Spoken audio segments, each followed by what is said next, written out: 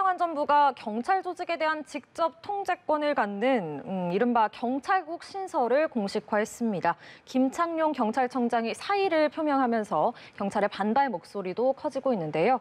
관련 내용과 함께 정치권 이슈들 짚어봅니다. 이종훈 정치평론가, 박진영 숙명여대 개건 교수 나오셨습니다. 안녕하세요. 안녕하세요. 네, 행안부의 경찰 통제에 반발하면서 김창룡 경찰청장이 어제 사의를 표명했습니다. 이를 두고 여야 반응도 엇갈리고 있어요. 국민의힘은 이게 경찰청장의 항명 사퇴 쇼다, 이렇게 얘기를 하고, 또 민주당에서는 아니다, 행안부 이상민 장관 탄핵까지 벼르고 있네요. 네, 뭐 예상됐던 거죠. 그런데 어찌됐건 뭐 이 김 청장 입장에서도 지금 후배들이 다 반대를 하고 있지 않습니까? 경찰 전체 조직이 반발을 하고 있는 상황에서 네. 계속 본인이 그 직을 지키고 있기가 상당히 좀 부담스럽지 않았을까 이렇게 생각을 해요. 그래서 일단은 이제 사표를 낸 것으로 이렇게 이제 보이고요. 그런데 또 이 윤석열 대통령 그리고 그러니까 이 대통령실 입장에서는 또 반대로 좀 임기가 얼마 안 남았지 않습니까?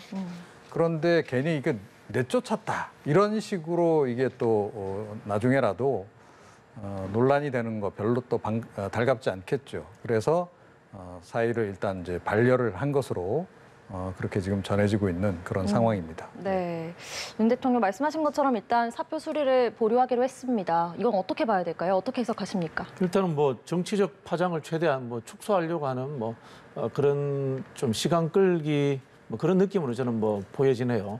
사실 이게 참 그런 속담이 있지 않습니까? 역사는 되풀이 된다.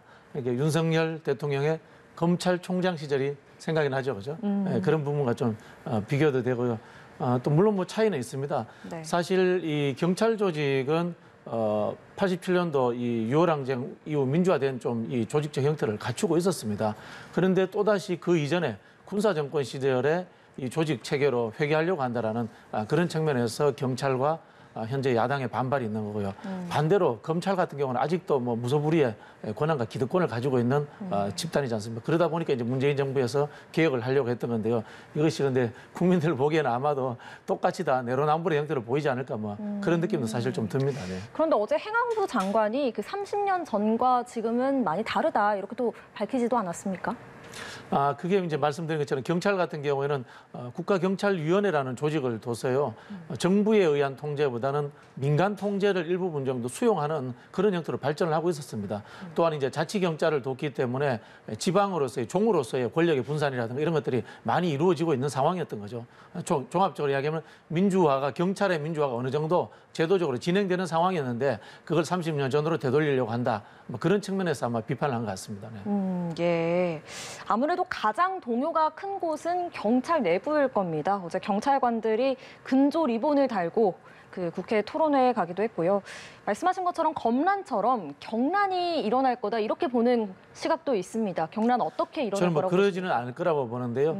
검찰 같은 경우에 이제 과거에 이 특권 집단이다 보니까 개별 기관의 성격을 부여한 적이 있습니다. 물론 지금은 아닙니다만은. 네. 그리고 또 검사 동일체 원칙에 의해 가지고 하나의 좀 전일적인 조직으로서 움직이는 뭐 그런 부분들도 있고요. 특히 이제 검찰 같은 경우는 고위직들이 반발을 많이 했지 않습니까? 그런데 경찰 같은 경우는 숫자도 많고 고위직들보다는 중하위에 있는 실제로 현장에 뛰는 분들이 반발이 많기 때문에 이런 부분들이 정치적으로 표출된다거나 그런 일은 제가 보기에는 좀 쉽지 않을 것이다, 그런 생각이 듭니다. 네. 이종훈 정치평론가께서는 어떻게 보십니까? 네, 뭐 과거에 검난 역시 결국은 뭐 이제 어느 정도 시점이 지나면 조용해질 수밖에 없는 거죠, 이게. 왜냐하면 이 검찰이 가지고 있는 수사권 내지는 기소권도 그렇고 경찰이 가지고 있는 수사권도 그렇고 대통령의 행정권이라고 하는 큰 틀의 그 한 부분들이거든요. 네. 그래서 따지고 보면, 원천적으로 따지고 보면 대통령이 권한을 위임해서 이들 기관이 수사도 하고 기소도 하고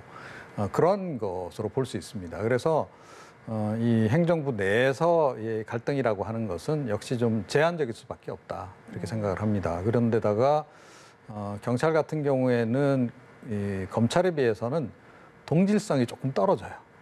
예, 그러니까 뭐 이 검찰 같은 경우에는 요즘 뭐 조금 이제 그 로스쿨 제도가 도입되고 하면서 많이 다변화되긴 했습니다만, 네.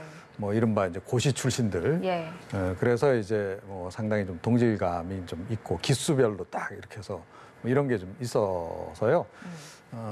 그 반면에 이제 뭐 경찰 같은 경우에도 뭐 경찰대 출신 기수별로 뭐 이런 게 있긴 있어요. 그런데 경찰대 출신이 물론 이제 경찰 지휘부에 상당히 포진하고 있는 것은 맞는데 그럼에도 불구하고 비경찰대 출신들도 굉장히 많거든요. 그래서 이런 동질성도 상대적으로 좀 떨어지는 측면이 있고 그리고 문재인 정부에서 어찌됐건 이게 지금 자치경찰제로 좀 넘어가면서 이 지자체 단위별로 지금 경찰이 많이 좀 분산된 그런 측면도 있습니다. 그래서 그런 거 역시 좀 영향을 미칠 것이다. 그래서 뭐 경란 뭐 이미 좀 어떻게 보면 발생했다라고도 볼 수 있죠. 항의하고 뭐 이제 이런 분들이 이제 있기 때문에 네. 그렇긴 한데 이게 오래 가거나 아니면 폭넓게 뭐 전체 조직 차원에서 전개가 된다거나 그런 상황으로 가지는 않을 것 같다 이렇게 생각합니다. 예, 알겠습니다. 행안부는 어쨌든 경찰국 신설을 공식화하기로 했습니다. 이 경찰국 어떤 방향으로 가야 된다고 보십니까? 그러니까 뭐 수사 방향에 개입을 한다거나 이래서는 절대 안 되겠죠. 일단.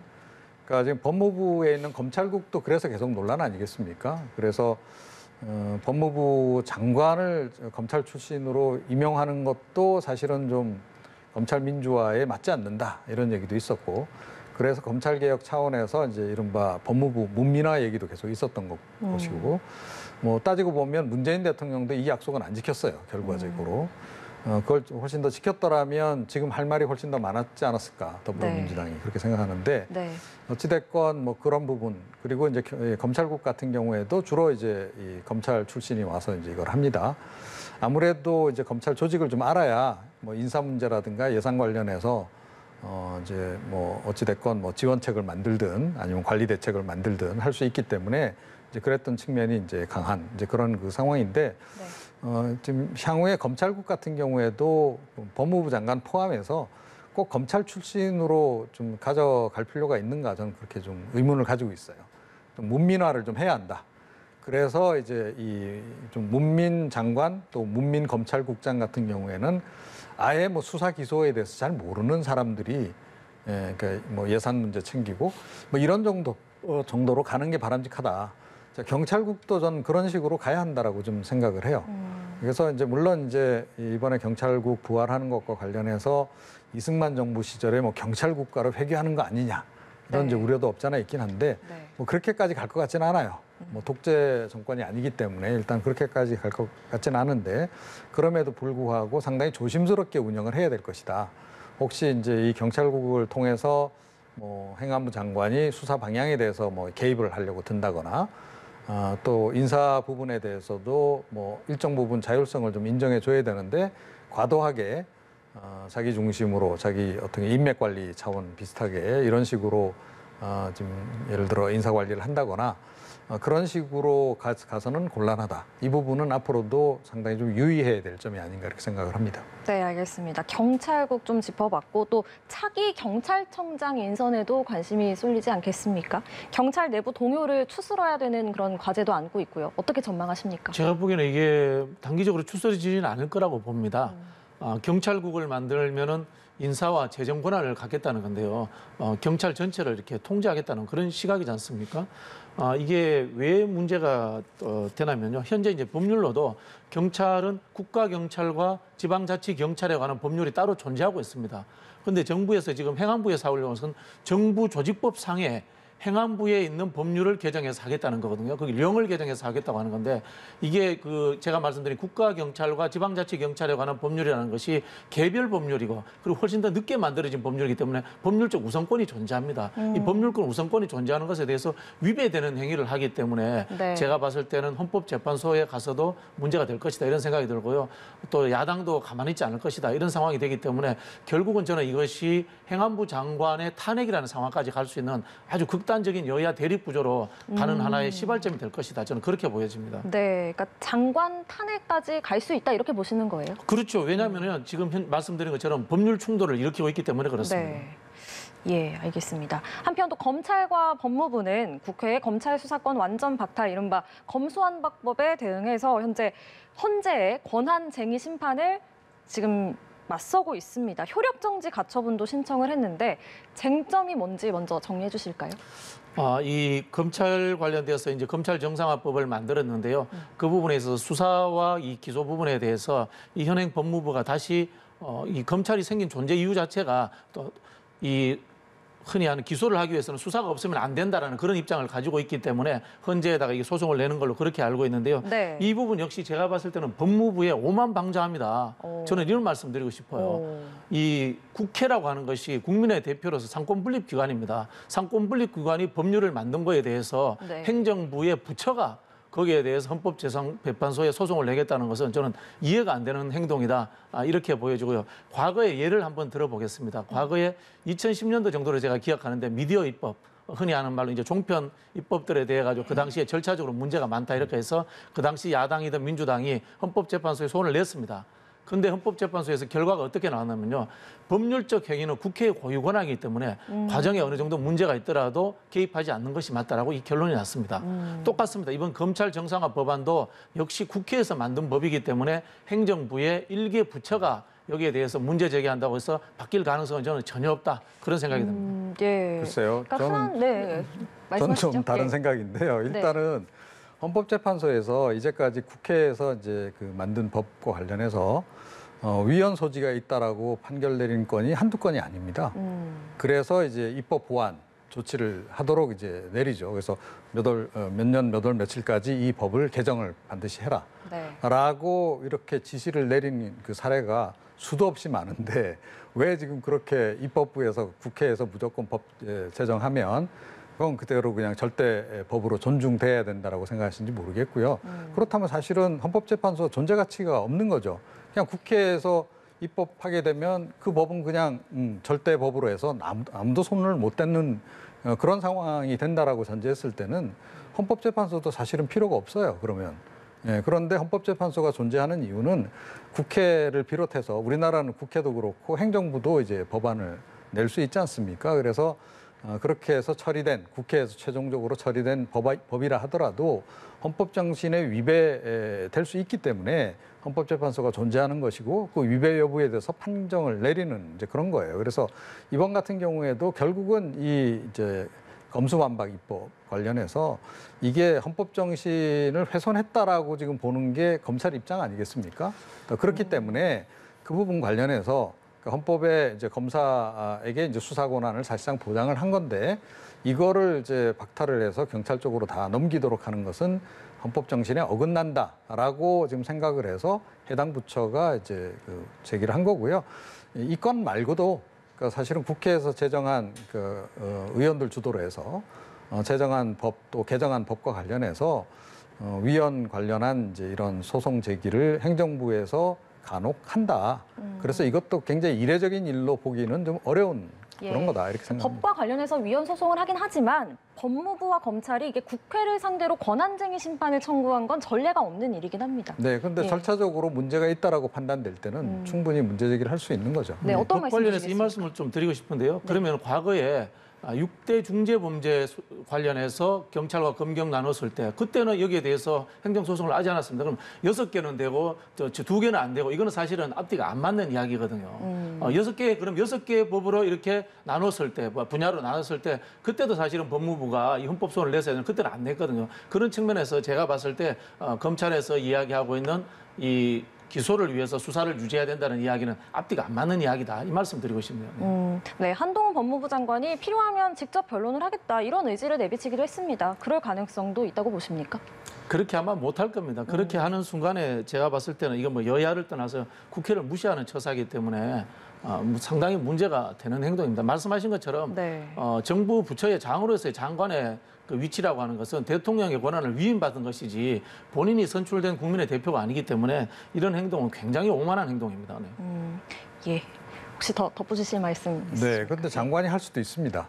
예, 뭐 사실은 법률 전문가이기 때문에 네. 충분히 이제 그런 활동을 할 수 있는 거고 과거에 이제 부처에서 이제 이런 거 제기할 때는 물론 이제 각 부처마다 법률 담당관이 있죠. 그래서 이제 그 사람들이 나서서 하고 이제 그런 식으로 이제 했습니다만 법무부 같은 경우에 특히 이제 법무부 장관이 법조인인 경우에는 뭐 충분히 본인이 나서서 이 얘기를 할 수도 있다. 그리고 여기도 좀 살짝 정치적인 해석까지 좀 곁들인다면 네. 한동훈 장관 지금 뭐 차기 대권 주자로까지 거론이 되고 있는데 사실은 그런데 정말로 개인적으로 관심이 많다면 이거 굉장히 정치적인 한 성장의 계기가 될 수도 있겠죠. 국민들 사이에서 본인의 인지도를 올릴 수 있는 그런 기회가 될 수도 있기 때문에 법률적으로 문제가 없다 그러면 아마 나설 가능성도 꽤 있다. 저는 그렇게 생각합니다. 예, 알겠습니다. 그런 부분이 있기 때문에 제일 우려가 되는 부분이고요. 네. 공무원의 정치적 중립의 의무가 있기 때문에 그런 상황이 온다면은 저는 그 한동훈 법무부 장관의 자리 문제에도 좀 흔들리는 상황이 오지 않을까 그렇게 예측을 해봅니다. 네, 알겠습니다. 저희가 정당 얘기도 해보겠습니다. 국민의힘 먼저 짚어볼게요. 어제 이준석 대표가 띄운 혁신위와 또 장제원 의원이 띄운 미래혁신포럼이 공교롭게 또 같은 날에 출범을 했습니다.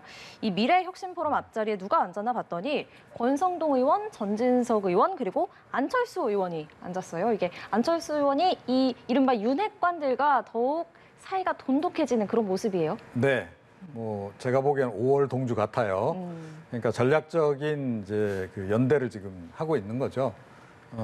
뭐 안철수 의원 같은 경우에는 당연히 이제 차기 전당대회에서 당 대표가 되고 싶을 것이고, 그렇죠.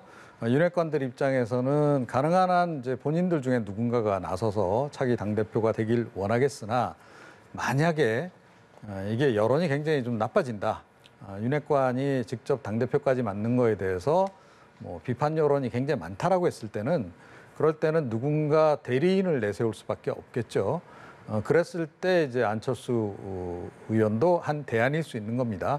유일 대안이라고 생각하지는 않을 겁니다. 그럼에도 불구하고 한 대안일 수 있기 때문에 일단은 좀 힘을 합치는 이제 그런 게 좀 있고, 네. 그 다음에 안철수 의원 같은 경우에 이 정부 들어서 사실 약간 패싱 당한 거 아니냐라고 하는 얘기들이 꽤 많았었잖아요. 네, 초기에. 그죠? 예, 그래서 뭐 이 총리 원래 얘기도 좀 있다가 뭐 본인이 결국 고사하는 형태로 정리가 되긴 했습니다만 이것도 본인 의사하고 상관없이 윤핵관들에게 밀린 거 아니냐 이런 얘기도 있었고, 네. 또 당에 돌아와서 뭔가 역할을 하겠다고 하는데 과연 그게 가능하겠느냐, 예, 이제 그런 또 회의론도 상당히 좀 제기가 됐던 바도 있고, 그래서 네. 사실은 윤핵관들 입장에서는 일부러라도 안철수 의원을 좀 챙기는 모습을 적어도 지금은 좀 보여줘야 될 필요가 있는 거죠. 그런 것도 함께 지금 작용을 하고 있는 게 아닌가 이렇게 생각을 합니다. 네, 앞으로도 그러면 파트너십을 계속 유지해 나갈 거다 이렇게 보십니까? 당분간은 그렇게 갈 거라고 보고요. 네. 만약에 차기 전당대회에 임박해서 본인들 중에 누가 하더라도 국민적 반발이 별로 없을 것 같다라고 생각이 들면 그때는 또 안철수 의원하고 경쟁 관계로 또 돌입할 수도 있다. 뭐 일단 그렇게 좀 전망을 해볼 수 있겠습니다. 네, 알겠습니다. 이 미래혁신포럼에서요, 김종인 전 비대위원장이 강연을 했는데 대통령만 쳐다보는 집단 아닌가 이렇게 쓴소리를 했습니다. 이건 어떻게 해석할 수 있을까요? 이건 뭐 사실은 국민의힘 의원들 보고 한 이야기 같지만은 윤석열 대통령 보고 한 소리라 저는 그렇게 보여집니다. 그렇게 보셨어요. 대통령께서 과도하게 이 흔히 하는 말로 이 여야 간의 갈등 상황이라든가 이런 것들을 주도하고 있다. 그런 취지로 이야기하는 것 같고요. 또 한편으로 보면은 그 자리에 참석한 안철수 대표도 좀 봐달라. 전 대표죠. 뭐 그런 의미로 보이는데요. 지난 대선을 계기로 해서 김종인 전 비대위원장과 안철수 의원이 좀 화해 못 온 것 같아요. 그런 측면으로 좀 보여지고요. 저는 뭐 이 모임 자체가 이준석 대표와 굉장히 좀 대조적으로 보인다 이렇게 보입니다. 이름도 이준석 대표는 혁신위원회를 띄우면서 갈등을 만드는, 여기는 미래혁신포럼이잖아요. 네. 혁신자가 들어가는 것도 네. 비슷하고요. 이준석 대표가 갈라치기라든가 또 뺄셈의 정치 이런 식으로 본다면은 장제원 의원 같은 경우는 과거에 갈등 관계에 있었던 김종인 위원장도 모시고 안철수 의원도 모시고 이런 식으로 우린 통합한다 그런 식으로 하면서 표현이 그렇습니다만 적의 적은 모두가 동지다.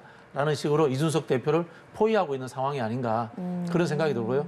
그 결말에는 결국은 평론가님 말씀하신 것처럼 네. 향후에 당 대표와 총선의 공천권이 걸려 있다 이렇게 보여집니다. 네, 그 말씀하신 그 부분이 최근에 이준석 대표가 간장 한 사발 뭐 이런 발언 이런 표현을 썼었는데 이 표현에 대한 해석도 안철수 의원과 장제원 의원이 조금 갈리더라고요. 안철수 의원은 뭐 속이 타나 보죠 이렇게 답을 했는데 장제원 의원은 갈등 유발하지 말아라 이런 식으로 또 선을 긋기도 했습니다. 네. 이렇게 조금 다른 반응은 또 어떻게 해석할 수 있을까요? 뭐 결은 다르지만 뭐 다 똑같은 얘기 아닌가요? 좀 말조심 좀 해라 하는 얘기를 결국은 한 거나 다름이 없다 이렇게 생각합니다. 그러니까 네. 뭐 안철수 의원 입장에서는 뭐 지금 현재 상황이 그렇게 나쁘지 않죠. 윤핵관들하고 공조도 비교적 잘 이루어지는 그런 상황이고, 그래서 이제 잘하면 내 뜻을 이 국민의힘에서도 펼칠 수 있겠구나 네. 하는 이제 좀 희망에 좀 차 있는 그런 그 상황이 아닌가 싶어요. 그래서 이준석 대표가 뭐라 하든 사실은 뭐 별로 내심은 크게 개의치는 않을 것이다. 이렇게 좀 생각을 네네. 하고요. 윤핵관 역시 마찬가지일 것 같아요. 그리고 사실 따지고 보면 이준석 대표 그 임기를 끝까지 보장해 주더라도 윤핵관 입장이나 이 안철수 의원 입장에서 크게 손해 볼 것도 없습니다, 사실. 예.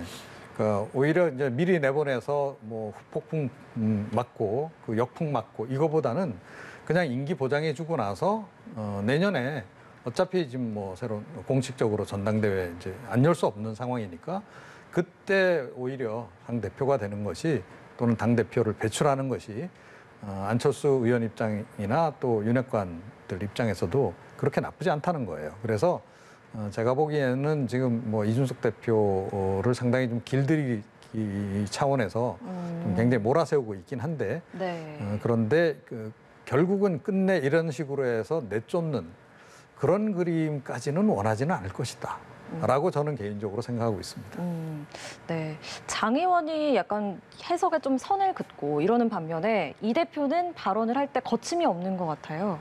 네. 예. 뭐 자기 정치 세게 하겠다라고 이미 선포를 하지 않았습니까? 네. 그리고 제가 보건대는 이 자기 변호가 너무 좀 과도한 감이 없잖아 있다라고 생각하는데 뭐 그건 뒤집어서 이야기하면 본인은 그만큼 이제 많이 코너에 몰려 있다고 좀 생각을 하는 것 같아요. 그래서 이 코너에서 어찌됐건 이 벗어나려면 내 스스로 나를 변호하지 않으면 안 된다 이런 생각을 좀 가지는 것 같고 그런 과정에서 사실은 전방위로 지금 칼을 휘두르는 그런 그 상황으로까지 지금 가고 있는 게 아닌가 이렇게 네. 생각을 해요. 네. 그런데 그렇게 칼을 휘두르다 보면 네. 과거에 적이 아니었던 사람도 적을 만드는 경우가 생기는 거 아니겠습니까? 그래서 그런 부분은 조금 좀 주의할 필요가 있을 것 같기도 하고 또 어찌됐건 당대표 아닙니까? 옛날로 따지자면 당의 최고 어른이나 다름이 없는데 네. 당대표의 그 너무 행보가 좀 가벼운 게 아닌가 이런 생각을 좀 많이 하게 하죠. 그것도 역시 개인적으로는 별로 바람직하지 않은데 일단은 굉장히 좀 스스로가 많이 좀 다급한 거 아닌가 이런 생각이 좀 듭니다. 네. 이준석 대표의 혁신이 아무튼 어제 또 출범을 했습니다. 순항할 수 있을까요? 뭐 글쎄요, 별 의미 없을 것 같다는 생각이 드네요. 네. 사실은 그 정당의 혁신이라는 것은 공천을 앞두고 최종적으로 공천을 어떻게 잘하기 위해서 이렇게 이제 혁신이 이루어지는 상황인데 지금 이준석 대표는 그런 시기가 아니지 않습니까? 그런 시기가 아니고 실제로 이 정권이 바뀐 이후에 여당 대표는 무엇을 해야 되냐면 국가 비전이라든가 정책 과제들을 청와대 아니 저기 대통령실로부터 받아와서 그것을 구체화시키는 그런 메시지들을 내놔야 되는데 지금 보니까 이 대통령실과 소통이 없다 보니까 네. 자기 장치라는 이름으로서 혁신위원회를 만들고 이렇게 하는 것 같은데요. 네. 물론 뭐 저기 당 대표가 임명권이 있기 때문에 마음대로 해도 됩니다만은 하나의 그 윤핵관들에게 트집거리만 주는 상황이 아닌가 그런 생각이 들고요. 말씀하시는 것처럼 이준석 대표가 지금 본인이 탄압받는 이미지. 윤핵관으로부터 이런 이미지를 만들고 싶어 하는 것 같아요. 그런데 그 막 간장이라든가 이런 조롱성 발언이라든가 그런 것들 때문에 그런 이미지 형성이 제가 보기엔 잘 안 되는 것 같아요. 좀 더 낮은 자세로 정말 그 수세적으로 몰리고 있다. 그런 느낌을 주는 것이 향후의 정치적 진로를 모색하는데 도움이 되지 않을까. 좀 겸손한 자세를 제가 주문하고 싶습니다. 네.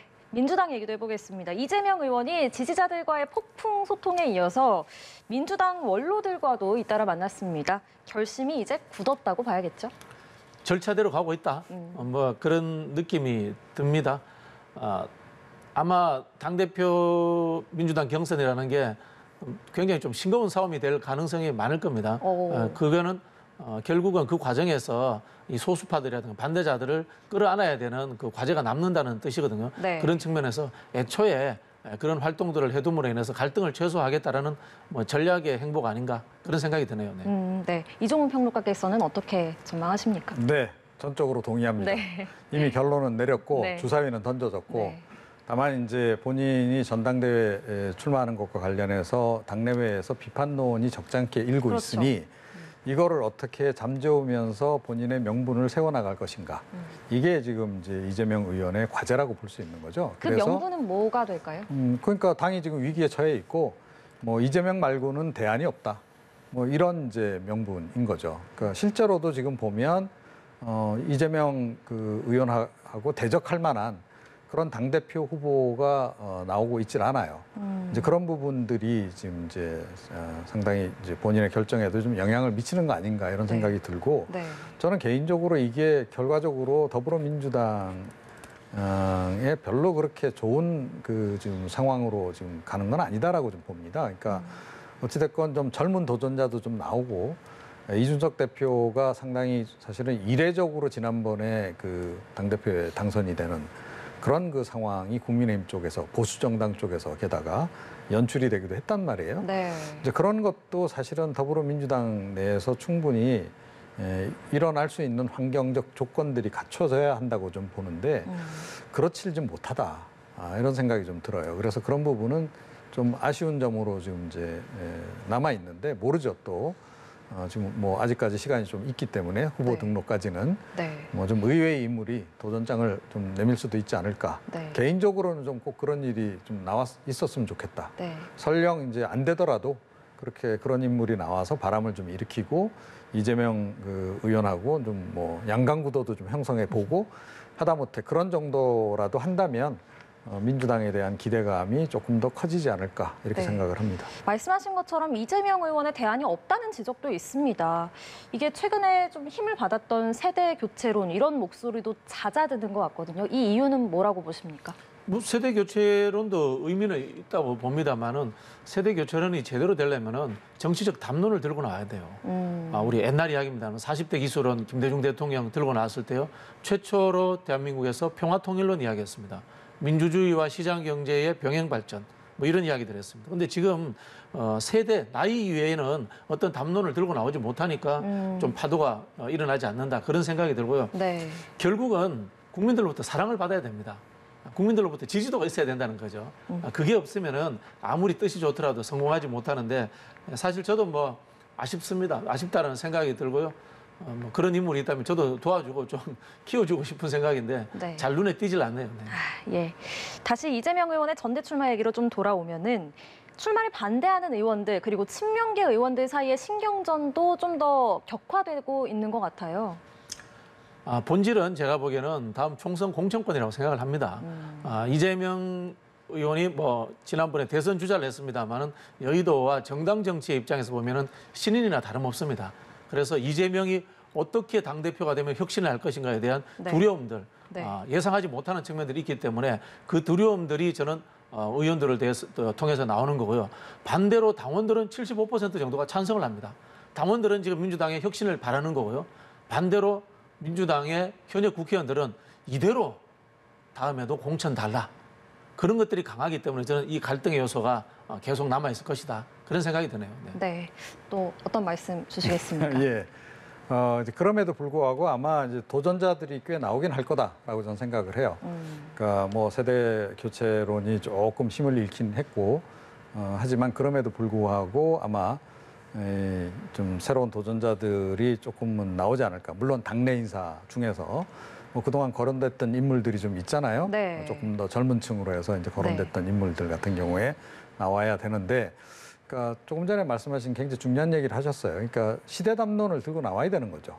예. 그래서 그야말로 판을 흔들어 놓을 수 있는 그런 정도의 비전을 가진 인물이 좀 누군가 나와야 되는 거고, 그래야 되는데 아직까지 그 어떤 그런 비전 제시 측면에서 많이 좀 후보들이 그 후보군에 있는 분들이 좀 취약한 상태거나 연구가 좀 부족한 상태가 아닌가 저는 그렇게 생각합니다. 그래서 사실은 분위기만 잘 탄다라고 한다면 지금 이미 정치권 자체가 세대 교체에 지금 이 파고를 좀 타고 있는 상태고, 또 국민의힘 쪽에서는 이미 이제 그런 그 변화의 흐름 속으로 좀 들어갔다라고 전제할 때 국민의힘에서도 의외로 이게 좀 굉장히 폭발력을 지닐 수도 있다라고 저는 생각을 해요. 다만 누군가 그 폭발력의 도화선이 돼줘야 되는데 아직까지 도화선이 될 만한 그런 이슈를 던지는 사람이 없는 게 좀 아쉽다. 네. 이렇게 생각합니다. 박영선 전 장관이요. 이 의원이 출마하면 분당 가능성이 있지 않겠냐 이렇게까지 얘기를 했습니다. 정말 분당 가능성도 있다고 보십니까? 글쎄요, 뭐 본인이 분당하고 싶은가요? 불가능합니다. 네. 불가능한 게요. 총선 공천권 문제로 해서 분당을 했을 때 당 지지도가 나와야 되지 않습니까? 네. 당 지지도가 나오려면은 대한민국에서는 강력한 대권 주자를 가지고 있어야 됩니다. 과거에 안철수 후보라든가 뭐 유승민 후보 이런 분들이 당을 창당할 수 있었던 것은 대권 주자였기 때문에 그런데요. 지금 현재 민주당 내의 갈등 관계에서 네. 이재명 후보와 맞설 수 있는 대권 주자감이 존재하지 않기 때문에 네. 저는 좀 현실적으로 불가능하다 이 말씀 드리고 싶네요. 네, 알겠습니다. 민주당 상황은 여기까지 정리를 해보고요. 한편 민주당 지도부가 어제 서해 공무원 유족들과 만났습니다. 유족들이 대통령 기록물 공개를 당론으로 채택해달라, 그리고 국회 의결을 해달라. 만약 안 해주면 문 전 대통령을 형사 고발까지 하겠다, 이렇게 요구를 했는데요. 민주당이 이 요구 과연 받아들일 수 있을까요? 저는 뭐 순서가 있어야 된다고 봅니다. 순서. 일단은 윤석열 정부에서 국방부 자료 문제라든가 SI 문제 그 자료들에 대해서 공개할 수 있는 것인가 이런 것들에 대해서 먼저 입장을 밝혀주는 것이 맞다. 그런 생각이 이게 저희가 흔히 하는 말로 이 국정 운영의 연속성과 국가의 안정성의 문제이기 때문에 네. 이제 여야 그다음 진보 보수 정권이 바뀌었다 이런 것들을 떠나서 국방부가 해경의 조치가 우선 있은 다음에 국회는 거기에 대해서 논의하는 것이 맞다 그런 생각이 듭니다. 네, 윤석열 정부 국방부와 해경의 조치가 우선이다. 이 부분은 어떤 말씀 주시겠습니까? 네. 저는 이 문제는 더불어민주당이 그야말로 정치적 결단을 내려야 될 사안이다. 이렇게 좀 생각을 해요. 그러니까 뭐 이 여러 가지 뭐 행정적인 문제, 뭐 보안의 문제, 뭐 이런 이제 얘기보다는 네. 그야말로 정치적 결단을 내릴 사안이다라고 저는 생각을 합니다. 간단하게 얘기해서 네. 문재인의 강을 건너느냐 마느냐의 문제다. 문재인의 강이요? 예. 이건 조국의 강을 건너는 것보다 훨씬 더 어려운 과제인 거죠. 그러니까 사실은 이제 보수 정당이 박근혜의 강을 못 넘어서 탄핵의 강을 못 넘어서 굉장히 오랫동안 사실은 지지부진한 상태에서 좀 힘든 세월을 보냈는데 제가 보건대는 지금 더불어민주당이 지금 그런 상황이에요. 그래서 최근에 들어서 더불어민주당에서 솔솔 그 문재인 정부 책임론이 제기가 좀 되고 있어요. 뭐 당 밖에 있는 인사들 중에서도 문제 제기하는 사람들도 있고. 네. 그러니까 지난 대선 패배의 책임, 뭐 이재명 그 후보 당시 후보에게도 있었던 것 맞는데 그럼에도 불구하고 원천적인 그런 그 어떤 패배의 원인 제공자로서 문재인 대통령을 빼고 이야기하기는 어려운 거거든요. 문재인 정부에서 뭐 대표적인 부동산 정책을 비롯해서 여러 가지 부동산 정책에 뭐 그런 실정들이 없었다라고 한다면 과연 정권 교체가 이렇게 됐겠느냐라는 거예요. 이제 그런 관점에서 보자면 어느 시점에 가서는 더불어민주당이 문재인의 강을 건너야 된다라고 저는 봅니다. 문재인의 강을 건너겠다라고 판단을 내린다면 사실 이 문제도 그렇게 주저할 사안은 아니죠. 물론 아주 국가적으로 반드시 지켜야 될 비밀이라고 한다면 그건 지켜야 되겠으나 그 부분은 아마 국민의힘도 상당히 동의를 해줄 거다라고 봐요. 그렇지 않은 나머지 부분들, 그러니까 과도하게 대통령 기록물로 묶어놓은 부분들은 저는 풀어도 된다라고 저는 생각합니다. 그래서 이거는 더불어민주당의 정치적 결단이 필요한 사안이다. 네, 그럼 유족들이 요구하는 그 기록물 공개, 민주당이 결단을 내려줘야 맞다. 그렇죠. 그렇게 그리고 생각을 하시는 유족들의 요구는 일단 무리한 게 아닙니다. 그러니까 가장 궁금한 게 그거잖아요. 그러니까 월북으로 규정 지음으로 인해서 온 가족이 다 지금 어떻게 보면 명예가 훼손이 된 상태고 자녀들 같은 경우에 지금 장래까지 영향을 미치는 그런 상황이에요. 그러니까 그 유족들 입장에서는 그렇기 때문에 이걸 반드시 진실 규명을 하고 싶은 거 아니겠습니까? 네. 그리고 누구라도 이런 억울한 상황이 있을 때는 그 억울함을 풀어주는 게 국가의 또 역할이잖아요. 또 정치인들의 역할이기도 하고. 그렇게 생각하면 나중에 최종적으로 확인 다 해본 결과 뭐 월북이었다라고 한다면 그건 아마 유족들도 승복을 할 거다라고 생각해요. 그런데 현재까지 지금 지난 정부에서 설명했던 부분들 또 공개한 부분들 그런 부분들로는 이분들이 지금 승복을 못하는 거죠. 그런 상황이라고 한다면 이거는 정치적 결단을 내려서라도 풀 수 있는 부분에서 최대한 풀어서 그 유족들의 억울한 부분 또 뭐 본인 그 당사자도 마찬가지죠. 돌아가시긴 했습니다만 그분의 명예도 당연히 이런 식으로 회복을 시켜주는 게 맞다 이렇게 저는 생각을 합니다. 네, 민주당에서는 또 다른 얘기를 하고 있잖아요. 유족의 억울함을 푼다는 측면에서는 뭐 접근이 가능합니다. 그렇죠, 예. 많은 실제로 이 국가의 운영이라는 측면에서는 지난번에 있었던 그 2012년 NLL 사건처럼 이 정쟁의 요소로서 이 국민의힘이 끌고 들어온 것에 대해서는 굉장히 불쾌감을 가지고 있습니다. 이런 측면에 있어서 표현이 그렇습니다만은 그게 만약에 전혀 과거 사실과 변화가 없을 때는 국민의힘이 또 현 정부가 어떻게 책임을 질 건지 거기에 대한 정치적인 뭐 표현이 그렇습니다만은 안을 내놓지 않는 다음에 이거를 다시 오픈한다는 것은 좀 심각한 저는 국정 운영의 문제 상황을 이야기할 수 있다. 뭐 그런 생각이 들고요. 이런 부분과 관련해서 저는 문재인 대통령까지 끄집어내는 건 좀 과하다는 생각이 듭니다. 우리 평론가님도 그 문재인의 강인하고 표현해서 박근혜 대통령과 동일시하는 것은 좀 과하지 않은가. 뭐 그런 생각이 좀 듭니다. 네. 네, 문 전 대통령 형사 고발까지 유족들이 갈 거라고 보세요? 글쎄요, 아마 뭐 유족들 입장에서는 자기 가족의 문제니까 뭐 그럴 가능성도 저는 있다고 봅니다. 예, 알겠습니다. 한편 이미 검찰 고발당한 서훈 전 청와대 국가안보실장 그동안 침묵해 왔는데 사실규명에 적극 협조하겠다 이렇게 밝혔습니다.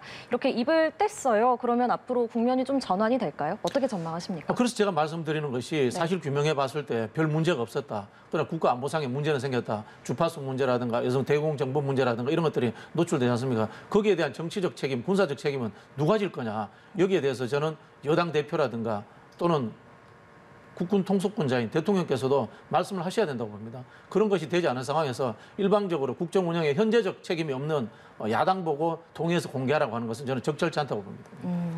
예, 알겠습니다. 오늘 정치권 이슈 여기까지 짚어보겠습니다. 지금까지 이종훈 정치평론가 그리고 박진영 숙명여대 개건교수와 함께했습니다. 오늘 고맙습니다.